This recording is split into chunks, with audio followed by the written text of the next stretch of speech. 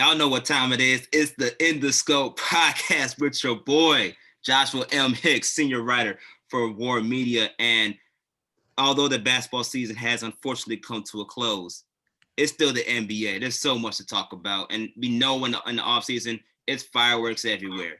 And recording this on a Thursday, but it's a special Thursday because even today, fireworks are still going off. And I got the right person on the show to talk about it. He's a big mentor of mine, a big brother of mine in this industry. And the dude, I don't think the guy gets his props. I mean, the dude is legit. He knows his work and his reporting is off the charts. And even though he may not feel like it, I think the brother's a huge celebrity. So I'm honored for him to be on my show today. This is the one and only Brandon Scoop B. Robinson. Scoop B, how you doing, my brother? Man, I'm good, just working. How you? Oh, you know me, we working. We working and grinding, but your work and grind level's on a whole nother level, 24/7 cycle, it seems like, with everything going on. So, sources say. So I've been told. Anyways. Sources. Yes, sir. But yeah, let's just get into it, man. Let's go straight into it. The season's over. LeBron won his 4th championship ring. So the first player to ever win a championship with 3 different teams and a finals MVP with 3 different teams. You know, it's the GOAT debate is very interesting. And especially with, everybody comparing LeBron and Jordan. But in your opinion, sir, what does this 4th championship ring actually mean for LeBron's legacy? Because you actually reported that this move that he did to LA wasn't just about basketball. It was about life. So go more in depth on how that analysis that you reported ties into this championship ring and what it means for LeBron's legacy. Well, I think more than anything else, I think this one was special because of how he landed in Los Angeles. If you remember in 2018, he joined the Lakers after losing in the finals against the Warriors as a member of the Cleveland Cavaliers. And the season before that, Kyrie Irving bolted and joined the Celtics. And so when you look at the situation with LeBron in 2018, he had something to prove. As you know, I had been reporting about just that whole process of the Lakers and Space Jam and a myriad of other things. But I mean, essentially, I feel like this year was last year in the sense of, you look at just LeBron and you look at the Lakers at large and what they bring to the table and what they were missing. LeBron hurt his groin and was out longer or was out a shorter time than he should have been. And to be honest with you, that injury was very underreported for a myriad of reasons. But ultimately, when I look at just what LeBron was able to do after that injury, I think that was a blessing in disguise for the Lakers because one, they got a 1st-round draft pick, which was traded to the New Orleans Pelicans to get one Anthony Davis, who, as you know, my reporting, Anthony Davis was on the Lakers' radar for quite some time. And so, had they not gotten that draft pick, I'll be very honest with you, the Brooklyn Nets, the Boston Celtics, and New York Knicks were in contention. And you're hearing a lot of reports about Kevin Knox as it relates to potentially being moved to Oklahoma City Thunder, as I reported during Labor Day weekend. That Kevin Knox portion of it would have been something that would have gone to the Pelicans for Anthony Davis. And so there are things that happened because of LeBron that were kind of benefits for the Lakers because of that. So you fast forward to this season, you hire Frank Vogel as your head coach. Jason Kidd was who they wanted, but there were some other extenuating circumstances. He became, lead assistant. You bring in Phil Handy. Lionel Hollins was there, and you had some other pieces from last year. But ultimately, the Lakers, you had to add, Kentavious Caldwell-Pope, you had to sign him. You brought in Danny Green, Jared Dudley, Dwight Howard, DeMarcus Cousins, who ultimately got hurt. And you had to kind of bring this team together. The thing throughout the course of the season that I've marveled at, I'm home, but, I've been chronicling this team all season.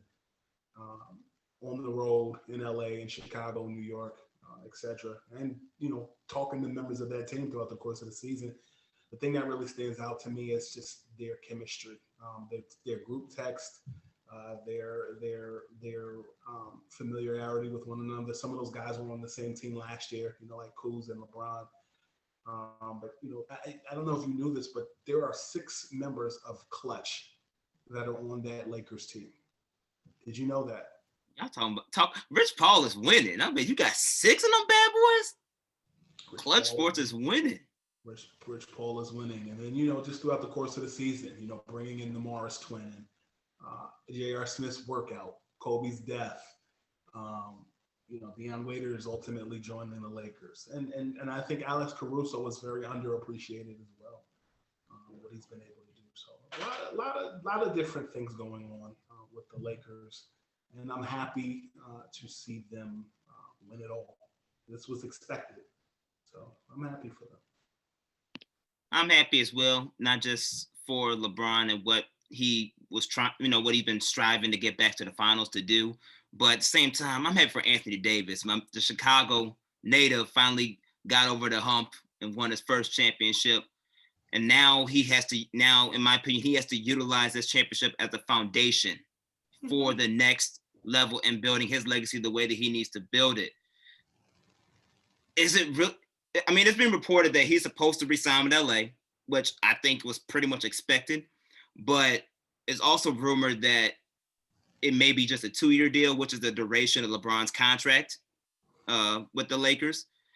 And, that could potentially be the opportunity for him to not stay in LA, depending on what LeBron does.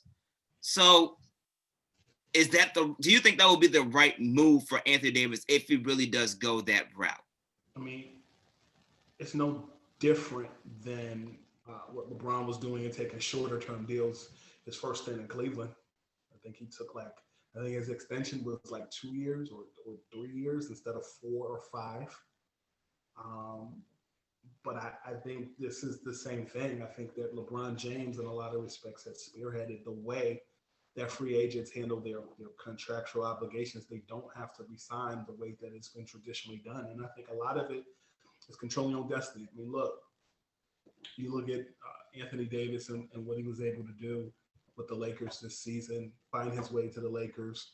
I think Carmelo Anthony showed you when he came to New York, when he left Denver, you're going to make the money playing in a huge market.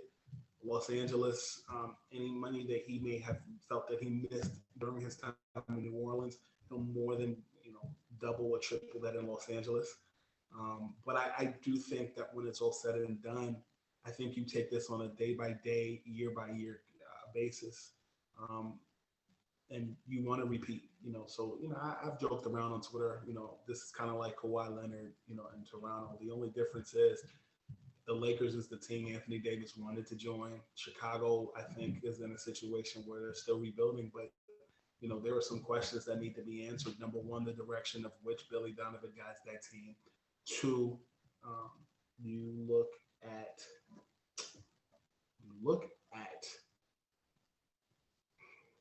Zach LaVine, who has 2 years left. Does he resign after that? You look at the health of Larry Markkinen. The Bulls are not prepared yet to be a championship team. That's to say that they won't ever be. But right now, you're still rebuilding. So, as it relates to Anthony Davis, Chicago is a winning situation. So, I think that Anthony Davis and Rich Paul are going about it the right way. And it's interesting that you brought the Chicago aspect, because when that rumor came out about the 2-year deal, that's what I instantly thought about was, okay, maybe obviously you're going to see what LeBron is doing. You want to be on the same, contractual terms as LeBron, which makes sense. But at the same time, a couple of years does give the Bulls a couple of years to get things rolling under Billy Donovan and that new management. And I know the last time that we discussed things, especially on the podcast, you did mention that the underrated level of the hiring of Mark Eversley for Chicago and how important that can be to someone like an Anthony Davis, who is a Nike guy, and Mark Eversley has his Nike connections. I mean, that could be a key connection and role that could potentially lure somebody like Anthony Davis to Chicago. Dare I say that's still a potential possibility maybe down the line? I think that the stars align is just a matter of a choice. So I I'm non-committal on that. But what I'll say is though, I think one of the things about Mark Eversley that stands out is just how connected he is. Like even from a perspective of being the first Toronto or Canadian-born player, um, or Canadian-born African American to hold a front office position in the NBA. I think that's significant. But I also do think his ability to connect on such a great level is impressive. Um, I think that Mark Eversley, coming from Philadelphia, being with Elton Brand, and really just learning the front office ropes from that regard is pretty cool. I think that to answer your question, I'm not sure, but I don't think that it's far fetched that they'll at least make a formal pitch of coming home. Um, you know, I think that he's had coaching experience. Um, he's worked with the Wizards. He's worked with the Sixers. And to be honest with you, I think that Anthony Davis is in a good situation. I was in the room with him when he made that statement that went viral. I was there in Chicago. I saw you that week in Chicago. It was a Nike function, and a kid from his high school had made mention of, you're gonna, would you ever come home and play? And he said, well, I am a free agent at the end of the season. It's been a long season. And I was there. Your boy, our buddy Eric Woodyard from ESPN was there. Yep. A myriad of other people were there. So I mean, it was said. I think at the end of the day, he was trying to raise his value, but I mean, he proved his value. They won a world championship, and I'll add that as it relates to Billy Donovan. I had a conversation with somebody yesterday. The Adrian Griffin situation changed a lot. A former Bull that got into some personal things that went on through social media carried over. I know he and Mark Eversley had a relationship, and he was one of those guys that was being considered, and so was Wes Unseld Jr. But the Billy Donovan hire was very similar to Doc Rivers in that when Donovan was made available, aka parted ways, aka fired, the Bulls jumped on that. And same thing with Doc Rivers in Chicago. I know that Elton Brand, had the Mike D'Antoni thing kind of, it was a conversation, and ultimately they went in another direction with Doc Rivers. So I think the Bulls are just in a growth period. People that I speak with within the Bulls organization and with knowledge of their situation basically say that they feel as though they should have been in a situation like the Phoenix Suns, the Washington Wizards, this season, and and they want to, they felt that they should have been in the bubble. Didn't happen, so next season is something that they're looking. That's their goal. They think they're a top 18. Zach LaVine is a top scorer, and it'll be interesting to see what happens next. Everybody listening right now, you're listening to Heavy.com senior writer Brandon Scoopy Robinson. Scoop, Jimmy Butler, pretty much made the Bulls look bad. But the fact that he finally went to the finals, he went to a culture that actually built a team around him, and now Jimmy Butler's track record is in a very prominent stance, and Miami's back in a prominent stance. It's been reported that they're trying to go after Giannis in 2021, trying to figure out the Bam Adebayo situation. Aside from them trying to figure out and go swing for the fences for the superstar, it does appear that Miami is one superstar away from really taking this Miami Heat team to actually winning the title, not just getting there. So how much of a impact does this finals appearance that they just had really impact recruiting stars like Giannis that are going to be in the 2021 market to bring those type of superstars to Miami, or even have players like, Victor Oladipo, who may be on the trade market to come to pull that trigger as well. Like, talk about how much of an impact this finals run really made for Miami when it comes to potentially bringing another star to the franchise. I mean, it was a recruiting trip. You didn't beat the Lakers. The Lakers were expected to win it. They gave some fight. I think that the Bam Adebayo and the Goran Dragic injury changed a lot. Injuries changed a lot, but I think when it's all said and done, it definitely was good placement. It was definitely the Giannis stuff that people are talking about the last couple of days has been something that's kind of you know in NBA circles has been discussed. As it relates to Miami, as well as Victor Oladipo. The thing with the Victor Oladipo is he's old. I think next season like 20 million, and it's going to be interesting to see if he finds his way out. He's saying all the right things as far as Indiana, but the Pacers are looking to go in a different direction, and because they're going in a different direction, more like developing talent and more. Chris Finch is the favorite as it relates to the Pacers situation, and a lot of it has to do with the fact that um, Herb Simon, who was the owner of the Pacers, I'm told, is leading the searching committee. Obviously, it's his team, but Donnie Walsh is sitting in, Kevin Pritchard is sitting in as well, and the way it was described to me is that Herb Simon is a senile old man, and it's kind of some of the people who are interviewing for that position are rubbed the wrong way by just the line of questioning that's being asked in Indy. So when you look at that Pacers situation, Chris Finch, being an assistant with the Pelicans and really wanting to stand out and probably not wanting to come back to New Orleans. I think I think he, from what I'm told, has a good rhythm, with the Pacers as far as that's concerned. So we'll see. Chauncey Billups is no longer in that equation. So if you're the Pacers and you're Victor Oladipo, like it seems like Oladipo's trying to go win franchise. It seems like the Pacers are kind of growing and developing traditions, kind of similarly to the Bulls. And I think getting rid of Nick McMillan, they kind of have taken a step back, particularly if Oladipo doesn't want to be there. As I reported, the Minnesota Timberwolves and the New York Knicks also do have interest in Victor Oladipo as well as the Brooklyn Nets.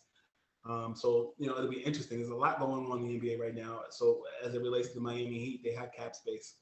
I think you look at I think not this coming season, but the season after, they really have cap space. So it's like now you look at the team and it's like you went to the championship like that. Like it's a good situation to be in. I think that not only will Giannis be of interest to the Heat, he'll be interested to the Dallas Mavericks, as that was reported, today.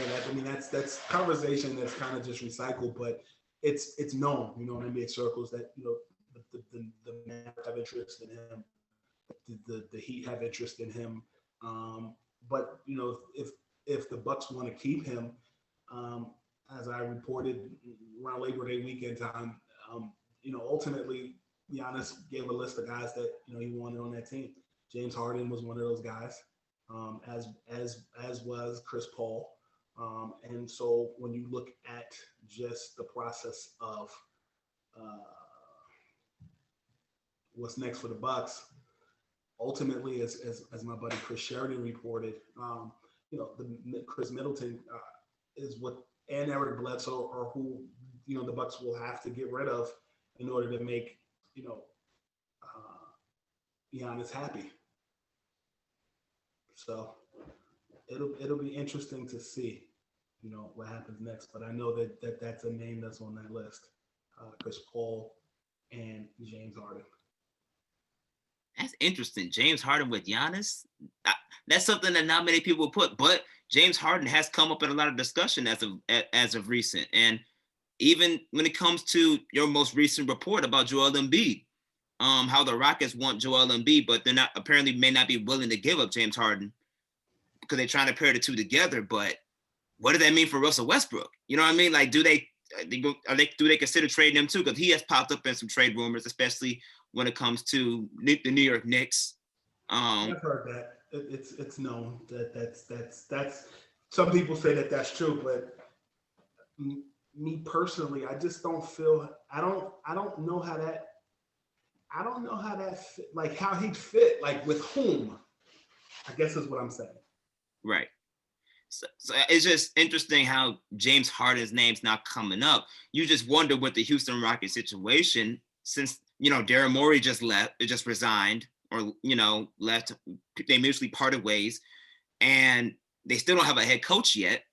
So you have to wonder where's the direction of the Houston Rockets, where they're going, because is Westbrook going to be out of there? Do you even trade James Harden and start fresh? Like, you just really have.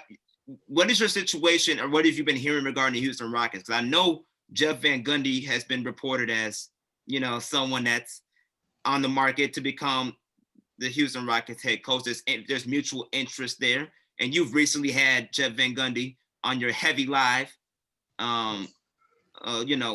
show. So talk about their discussion with Jeff Van Gundy, and what have you been hearing around the Houston Rockets in that specific coaching situation? I mean, at the end of the day, he's interested in coaching. It just has to be the right fit. He expressed that to me. I'm told that, as of today, he is a front runner to become the next head coach, or at least a front runner in the coaching search. John Lucas is also on that list. And Paul Silas's son is another name as well. So it'll be interesting to see what happens. But I think ultimately, Jeff Van Gundy never left Houston. He still has a home there. His cell phone number still has a Houston area code. He still, has a love and respect for Houston. So I think, when the report came out today about Daryl Morey, I wasn't really surprised, because he and Daryl Morey didn't get along when Van Gundy was there before. That's interesting. But I also wondered, from a Daryl Morey perspective, did maybe his role with China and the tweets potentially impact that decision for him to leave as well? Because the NBA lost a lot of money. That was another one of those, like, not a good kept secret in the league. Like, that messed up a lot of money. Yeah, that's a tough situation. But with Houston, I don't know. Houston, y'all got a problem, so y'all need to figure it out. Everybody listening right now, you listening to Scoop B Robinson, host and founder of Scoop B Radio. Scoop, I know we talked about some teams that are still going through some coaching searches. But at the same time, one team that we just haven't fully mentioned just yet is the Oklahoma City Thunder. And that with that coaching situation taking place, you interviewed Antonio Daniels, former NBA player, and he mentioned his interest in the Oklahoma City Thunder coaching position. I like the idea, for sure, as far as him being a coach, but I've also realized that throughout this coaching league, it's a lot of hiring the people that you know instead of the newcomers. Like, do you believe that since Oklahoma City appears to be going in another direction as far as a potential rebuild, do they need a new guy? Do they need a new face as far as a head coach a person without head coach experience to take on that type of role? I mean, there are a myriad of people that are in that.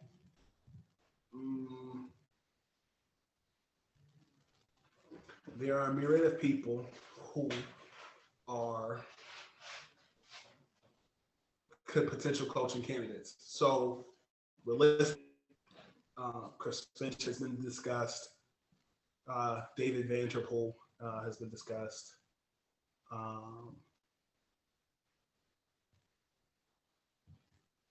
Kenny Atkinson has been discussed. Wes Unseld Jr. has been discussed. Sam Presti is very guarded in his. He doesn't tip his hand, but I know that team needs somebody young and hip, and I don't think necessarily has to have the traditional route, but I also think the Thunder have to figure out what they're doing with Chris Paul. So I think, in answer to your question, it depends on if you want to be a young team or you want to be a team that is going to compete. You know what I'm saying? Like they competed against the Rockets, and just in the end it didn't happen. But, like, what type of team what type of team do you want to be? I think is the first step. So if you're not looking to be a competitive team, Kenny Atkinson checks that box. David Vanterpool checks that box. I mean, David Vanterpool, I think, is like a blue collar Phil Handy. Uh, and I think that when you look at David Vanterpool being co-signed by Damian Lillard and CJ McCollum and all those other things, it's going to be interesting. I've spoken to David. David has the desire to be a head coach, but it just has to make sense. He currently is an assistant with the Minnesota Timberwolves. He's around D'Angelo Russell and Karl Anthony Towns. But no, man, I think that there's a superfluous amount of talent that's out there. So it'll be interesting to see what happens. As it relates to Antonio Daniels, I think it's a perfect fit just because he's been in a situation where he's been.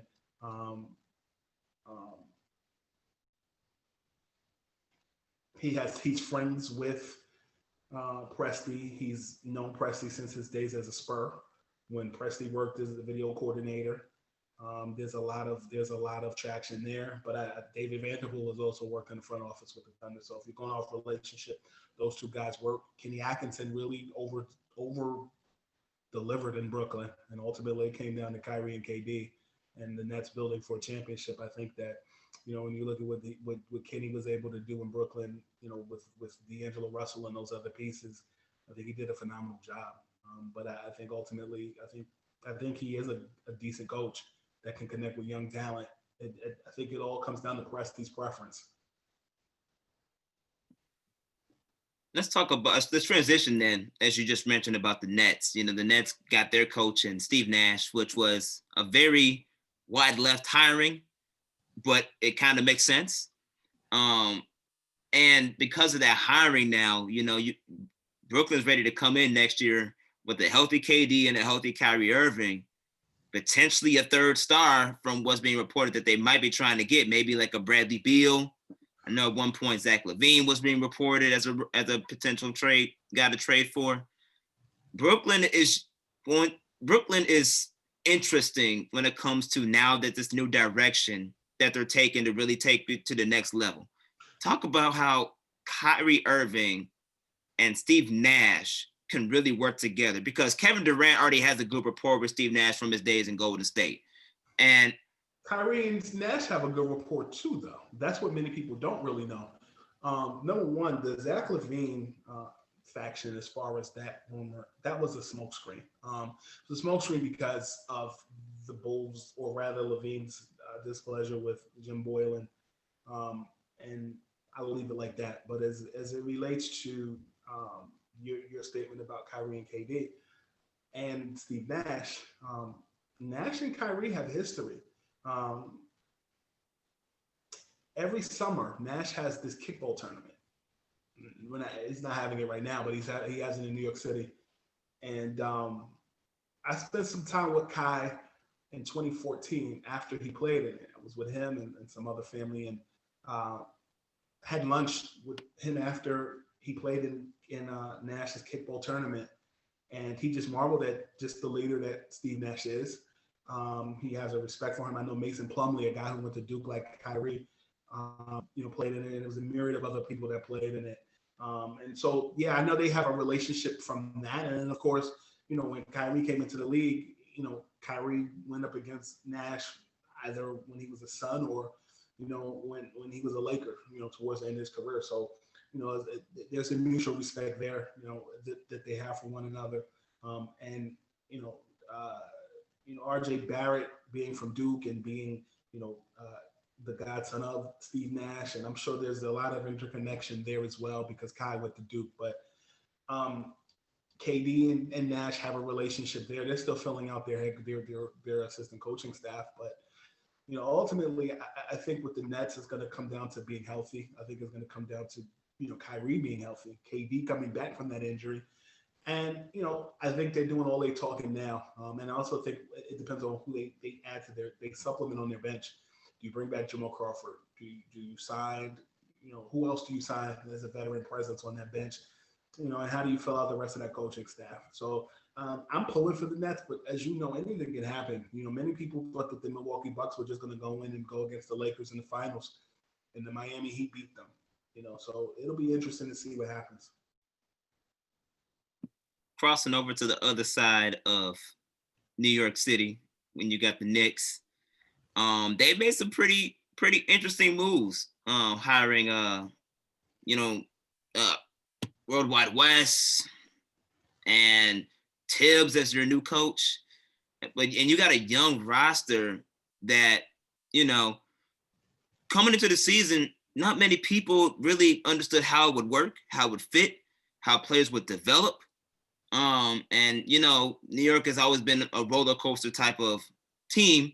So with the hiring of Tibbs, Worldwide West, guys that bring not just notoriety but stability, how does it work with building a team around like a RJ Barrett and improving a Kevin Knox? So that way that young roster could continue to thrive and at least be looked at as a potential destination that's on the uprise, like people view the Bulls that are currently that seem to move in an upward trajectory right now.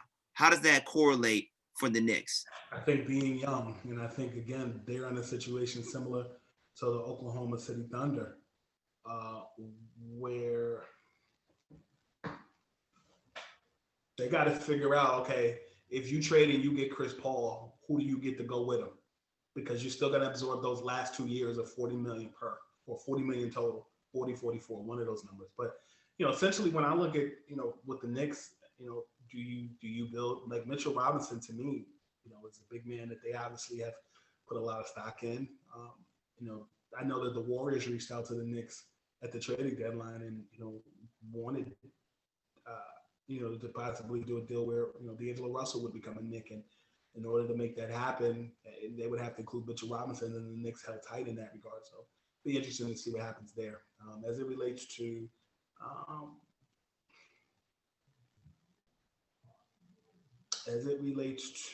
their future, I mean, RJ Barrett is, I guess, their future, their face.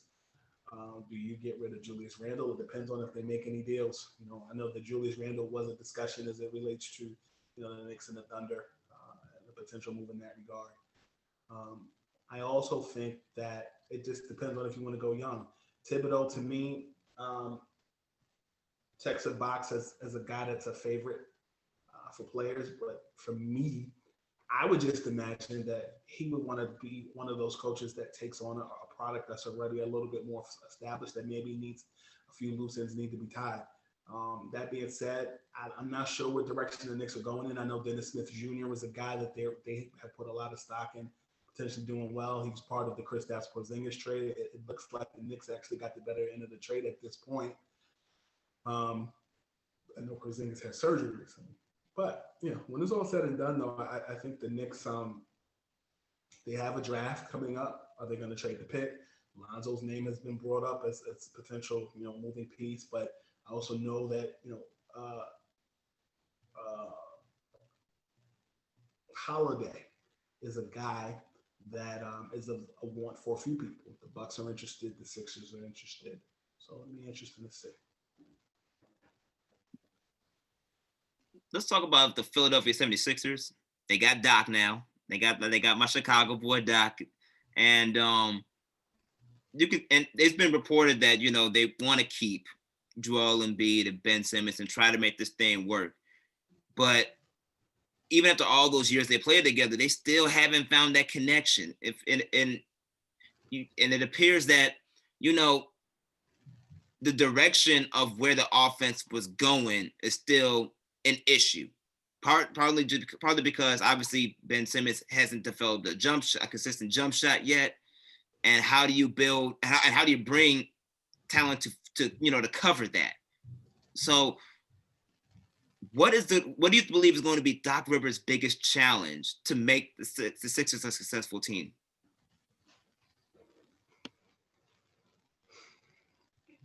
First, deciding whether you're going to really keep both Embiid and Simmons together, or you're going to trade one and keep one, or trade both.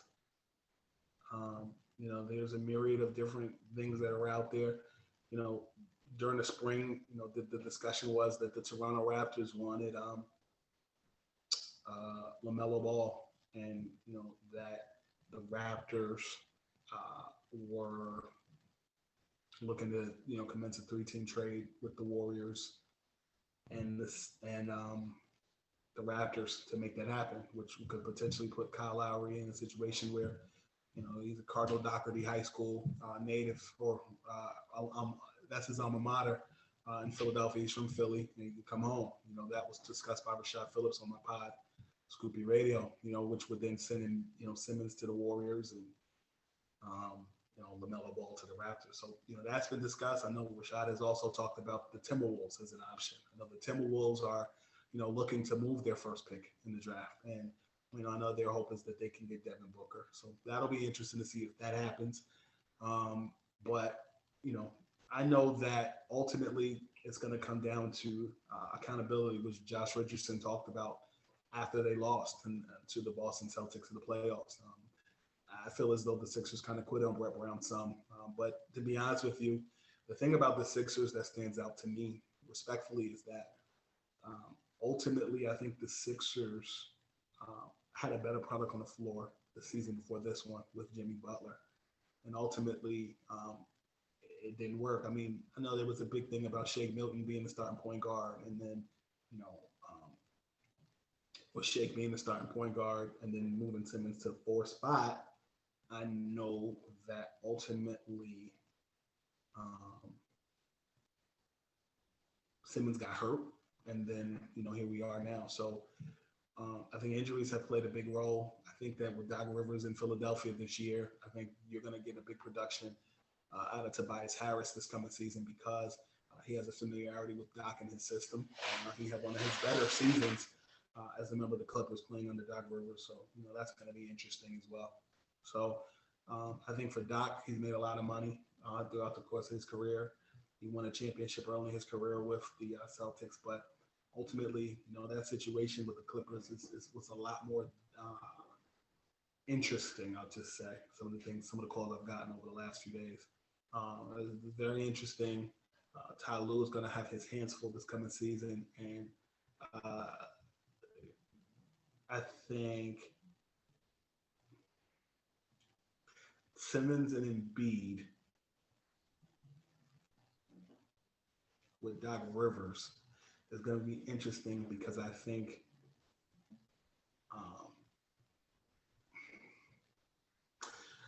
when it's all said and done, if you don't care about winning, are we just entertaining people, or are we trying to win a championship? Because I feel like their best championship window was the season before last. You think about it, right?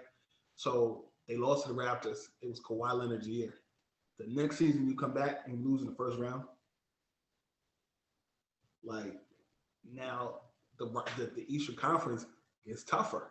You got to go against Miami. You still got to see the Bucks. You got a healthy Brooklyn. The Hawks are going to be healthy. You got, you know what I'm saying? Like, you got teams that are going to get better this offseason. So I think the Sixers, like, Doc Rivers is a name, but Doc Rivers is not bouncing the ball. I think it comes down to, what that product on the floor is going to be. And I think we're still identifying that. So it'll be interesting to see. You mentioned the Clippers, and now that we know that Ty Lue is the head coach, they literally finalized his contract hours before we even hopped on the podcast. And like you said, it's interest. You said that situation is going to be interesting, and Ty Lue's hands are going to be full. Elaborate more on that situation of what you heard and how Ty Lue could potentially make this team better than the way Doc did. How can Ty Lue be better than Doc?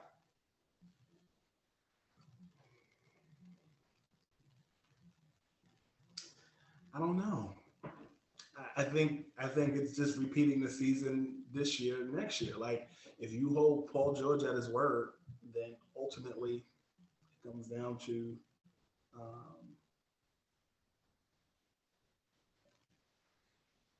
you look at him in Cleveland, right? You look at him in 2016 when he took over for David Blatt. Doc Rivers is definitely not David Blatt. I think Ty Lue, having been a former player more recently, playing with the Kobe's, playing alongside Michael Jordan during his time with the Wizards, coaching LeBron James, I think he understands the psyche of today's NBA player. To be honest with you, I think he's a more updated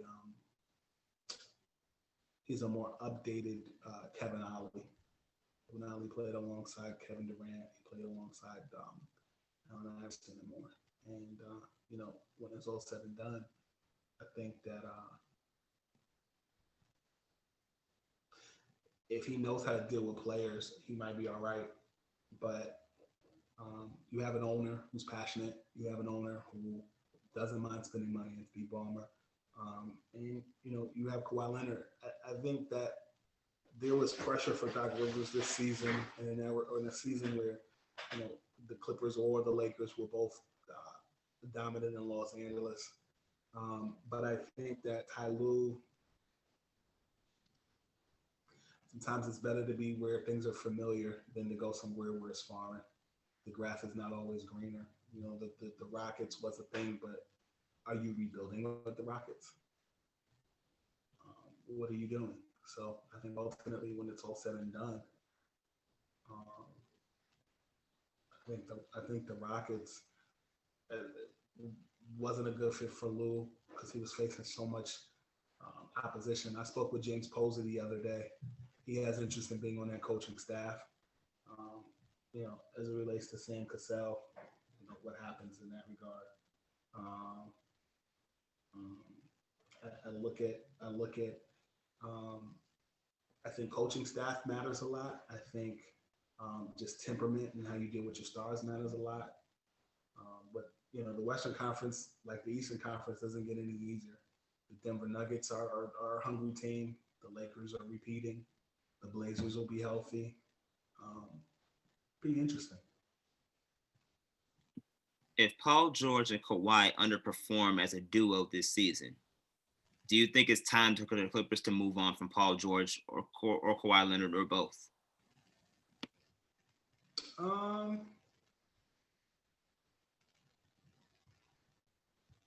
No, I think you should give it another year. Because then you'll be looking like I think the Rockets are a cautionary tale. You had Chris Paul, Carmelo Anthony, James Harden. You blow up the team.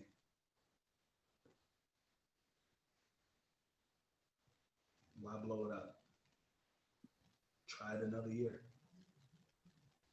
I felt like Doc should have had another year with that specific roster, but it's a tough business. Duty calls.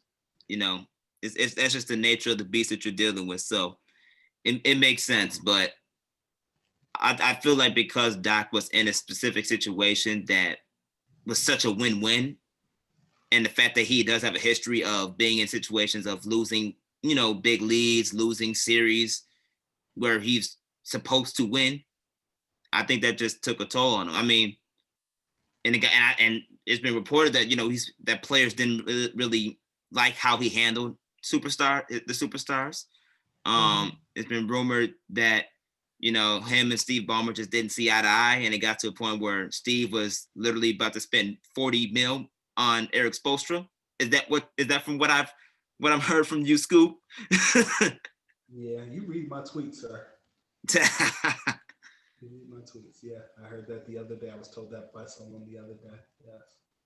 So it's just interesting to see the direction that the Clippers are going in. I hope Ty Lue is able to handle all of that, and I'm just glad he did get the respect he deserves, especially since he was supposed to be the Lakers coach, and they didn't get offer him the right deal that he was deserving of.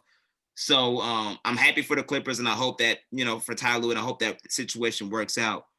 But one thing that we do know that's obviously working out for you is two things. One, that super, super nice background with Oros Leather Company as part of your sponsorship back there representing Scoop B.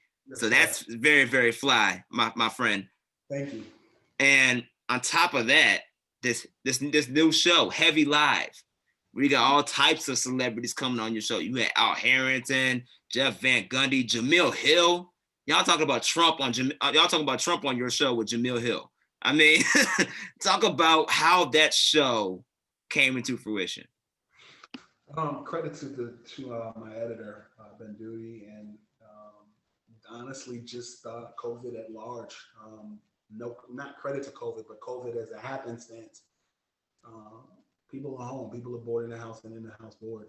And, basically, they asked me, is that something you'd want to do? A show where you're calling, guests and, you're booking guests on your show and making things happen. So really and truly, just going through my phone, going through my Rolodex, and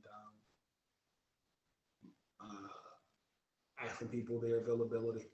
Had Jeff Van Gundy on, spoke to him Labor Day weekend. Something about Labor Day weekend. I took a mini vacation and went and he and I have been playing phone tag back and forth, and we made it happen. And so, when you look at just some of the guests, Jay Williams, I've had Jamel Hill, as you mentioned, Jalen Mills of the Philadelphia Eagles, Carl Banks, who's a New York Giants legend, Al Harrington, and tomorrow I will have porn star Lisa Ann on Every Live with Scoop B.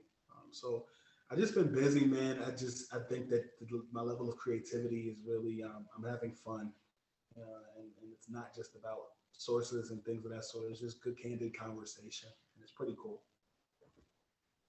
Yeah, I definitely took a couple listens to some of your shows, and yeah, y'all definitely go in depth on your topics for sure. Y'all definitely don't sugarcoat it. And overall, though, it's a great product, a great listen. Everybody that's listening to our show right now, you should definitely tune into what Scoop B got going on with Heavy Live, as well as Scoop B Radio. The man is doing his thing. Millions of views, millions of views, millions of streaming. It's the real deal. You want some good content? Follow Scoop B from Scoop B Radio. And Scoop, where can people follow you on social media to keep in touch with your work? At Scoop B on Twitter, at Scoop_B on Instagram, as well as on Snapchat. And subscribe to the Scoop B Radio podcast, which is available on all streaming platforms: Apple Podcasts, Google Play, TuneIn app, Stitcher app, iHeartRadio, Spotify, or simply by visiting scoopbradio.com. 3.1 million streams last year. We had Mr. Dalvin from Jodeci on this week on the Scoop Radio podcast. So honestly, I just been having fun, man. I feel that. It seems like you've been having a lot of fun. Everybody listening, you can also follow me on social media at jhicks042 on Twitter and that guy Josh Hicks on Instagram to see the latest work, especially within the scope. And Scoop, you just mentioned you got a very famous guy coming on your Scoopy radio show this week. You just mentioned you got Lisa Ann, very, very well-known porn star coming on coming on Heavy Live. What you got coming up next aside from those specific shows? You gotta wait and see. We do have a Halloween episode coming up as well, so keep your calendar open for that. Yeah, I mean, we just had Iron Eagle, CBS Sports, as well as Nets broadcast on Yes Network. A friend of mine, we go back. Got a lot of stuff coming up, and you definitely, I'm telling you, we're closing October very strong, and you'll be shocked by some of the names that we have. So please check that out. Well, me personally, I don't know if I could really be shocked by the people you get, because that's what happens when you stay scooped. So, yeah. I mean, I'm having, like I said, I'm having fun with it, man. I'm having fun. I feel you, man. Well, continue to have fun, and I thank you for taking the time out of your busy 24/7 schedule to stop by the In the Scope podcast. I appreciate it, and one of these days, I'm gonna just maybe do a call in or hop on and be like, "Hey, Scoop, I'll throw a little input here and there, whatever y'all talking about, for sure." And just keep doing what you're doing, my brother. You're doing it big, and I look up to the work that you do. So continue to do big things and pave the way. Thank you, man. I appreciate that, and I'm proud of you. You're doing your thing. You keep at it, keep writing, keep staying focused, and follow your passion. Yes, sir. Most definitely, man. Appreciate your time. Love to have you come back on anytime you can. And we'll keep in touch. Yes, sir.